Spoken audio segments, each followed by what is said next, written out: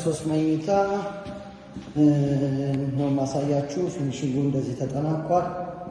ፈረስ የሚያስጋልብ ሳሎን ይኖረዋል። እንደምታዩት ረዘም ያለ ሳሎን አለው።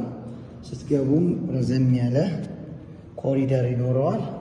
የሚገኘው አያት 49 አየር መንገድ ግቢ አጠገብ ነው። 50% ባንክ ተመቻችቶለታል።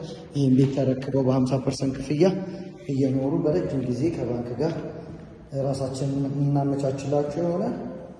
አሁን ቤቶቹን ነው ማስጎብኛችሁ ክፍሎቹን። አሁን ወደ ማስተር ቤድሩሙ ነው የምንገባው። ይሁት እንደዚህ አይነት ላይት ያገኛል ማስተር ቤድሩሙ። የተወሰነች ባልከኒ ያለችው ረዘም ያለ ቁም ሳጥን ይኖረዋል። እዛ ወደ መታጠቢያ ክፍሉ ነው ደግሞ። ይሄ ቤት ለየት የሚያደርገው ሁሉም ቤቶች ጥሩ ቬንቲሌሽን አላቸው። እንደምታዩት ናቹራል ቬንቲሌሽን የሚያገኙ ናቸው። አሁን ደግሞ ወደ ሁለቱ ቀሩት ቤቶች እንሄዳለን።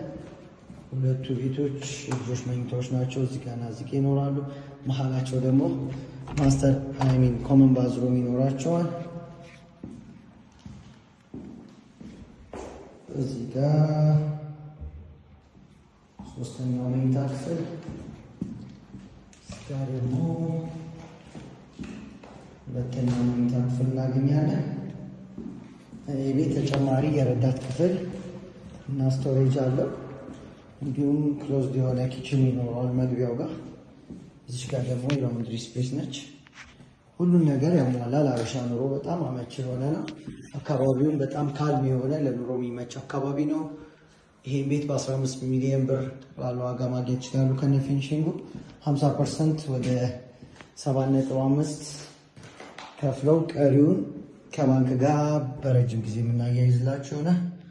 እዚህ ጋር ደግሞ ተጨማሪ ስቶሬጅ ስፔስ አለ። ስለዚህ ታች በምናስቀምጠው ስልክ ይደውሉ።